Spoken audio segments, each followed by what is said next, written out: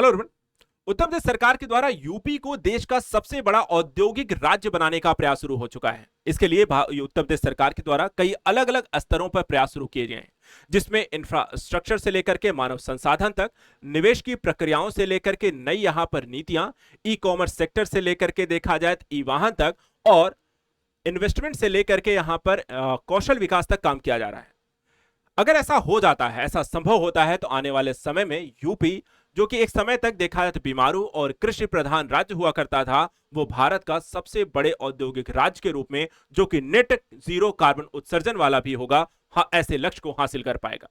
आज हम यहां पर इसी मुद्दे को लेकर डिस्कस करेंगे कि आखिर उत्तर प्रदेश कैसे बनेगा देश का सबसे बड़ा औद्योगिक राज्य। इसको लेकर के देखा जाए तो वर्तमान समय में जो मुहिम यहां पर चलाई जा रही है, इसमें सबसे बड़ा जो कार्य यहां पर है यूपी सीडा, जो कि उत्तर प्रदेश राज्य औद्योगिक विकास प्राधिकरण है, और सीईएल यानी कि सेंट्रल इलेक्ट्रॉनिक्स लिमिटेड जो है मिलकर के काम कर रहे हैं।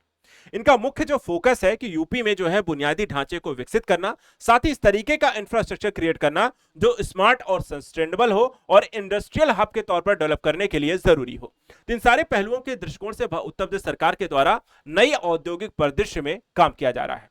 इसके कई अलग अलग पहलू हैं, जैसे कि अगर हम देखें तो सबसे पहले नेट जीरो के लक्ष्य को प्राप्त करने के लिए भी उत्तर प्रदेश सरकार के द्वारा इसमें काम किया जाएगा। यानी कि 2070 तक भारत सरकार का लक्ष्य है कि नेट जीरो उत्सर्जन का लक्ष्य प्राप्त करना।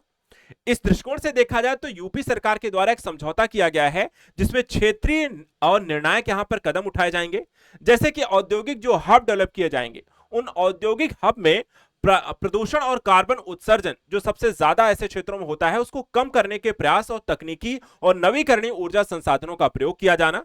इसके साथ साथ खाली जमीन पर सौर संयंत्रों को लगाना, सौर स्ट्रीट लाइटिंग लगाना, हाइब्रिड सिस्टम लगाना, सौर ऊर्जा भंडारण की तकनीकों को शामिल करना, और ऐसे इस तरीके के तकनीकों का प्रयोग करके, इस तरीके के नवीकरणीय ऊर्जा संसाधनों का प्रयोग करके राज्य को हरित औद्योगिक मानचित्र के रूप में विकसित करना, जो औद्योगिक यहां पर विकास के साथ साथ पर्यावरण संरक्षण और नेट जीरो कार्बन उत्सर्जन के लक्ष्य को भी प्राप्त करने में यूपी को हेल्प करेगा। वहीं दूसरा जो काम किया जाएगा, स्मार्ट और हाई टेक इंफ्रास्ट्रक्चर को यूपी में डेवलप करना। इसके लिए देखा जाए तो ग्रीन एनर्जी के साथ साथ स्मार्ट निगरानी प्रणाली है, सीसीटीवी, पब्लिक एड्रेस सिस्टम, केंद्रीकृत मॉनिटरिंग डैशबोर्ड जैसी चीजों को विकसित किया जाएगा।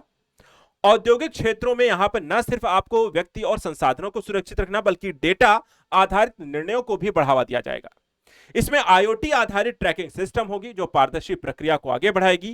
कई सारे वाईफाई जोन डेवलप किए जाएंगे, डेटा एनालिटिक्स की सुविधा विकसित होगी।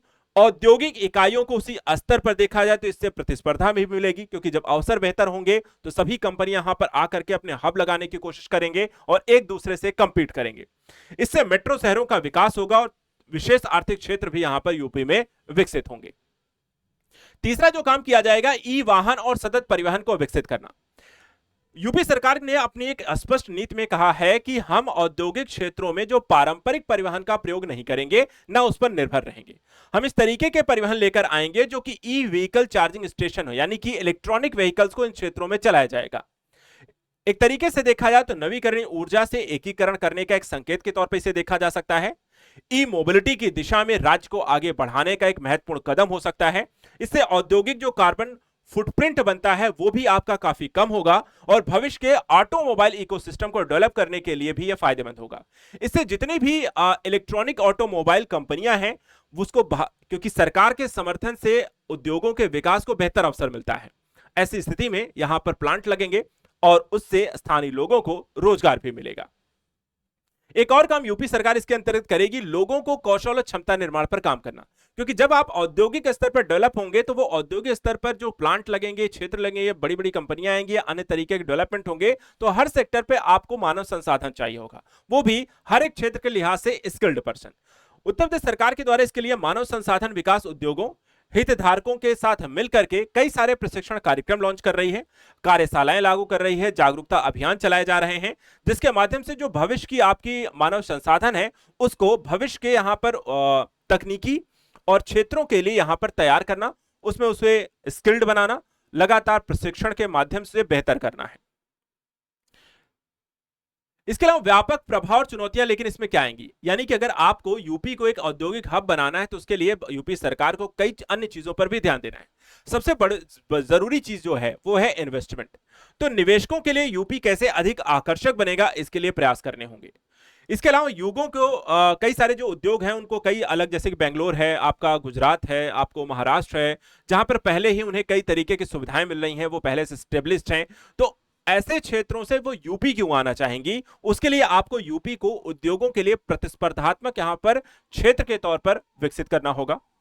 इसके अलावा राज्य को हरित ऊर्जा और सतत विकास के राष्ट्रीय एजेंडे में प्रमुख भूमिका अगर निभानी है और राज्य देश का सबसे यहां पर अग्रणी राज्य बनना है, तो उसे देश के सभी यहां पर जो पॉलिसी है, जो नीतियां हैं, उसके साथ समेकित करते हुए उसे लक्ष्य को प्राप्त करने का राज्य के स्तर पर भी प्रयास करने होंगे। अगर ऐसा करना यहां पर संभव हो गया तो यूपी जो है औद्योगिक क्रांति का नया यहां पर मानचित्र खींच देगा भारत के मैप पर। देखा जाए तो इस कारण से यूपी सीडा और सीआईएल के बीच यहां पर देखा तो यही समझौता हुआ है कि उत्तर प्रदेश की औद्योगिक क्रांति को हम कैसे डेवलप करेंगे, पारंपरिक उद्योगों को स्मार्ट हाईटेक उद्योगों में कैसे कन्वर्ट करना है, ग्रीन हब के तौर पर इन्हें कैसे डेवलप करना है, और साथ ही साथ इसके माध्यम से उत्तर प्रदेश को देश के सबसे बड़े औद्योगिक राज्यों में शामिल होना और नेट जीरो विजन के तहत इसको विकसित करना है। तो अगर ऐसा होता है तो वो आपको भविष्य में यूपी जो होगा न सिर्फ जनसंख्या के लिहाज से यहां पे सबसे अग्रणी राज्य होगा भारत का, बल्कि औद्योगिक क्षेत्र के दृष्टिकोण से भी सबसे विकसित होगा। उत्तर प्रदेश से संबंधित ऐसे ही करंट न्यूज एनालिसिस के लिए आप हमारे साथ लगातार जुड़े रहें। फिलहाल आज के लिए इतना ही। Thanks so much and good luck.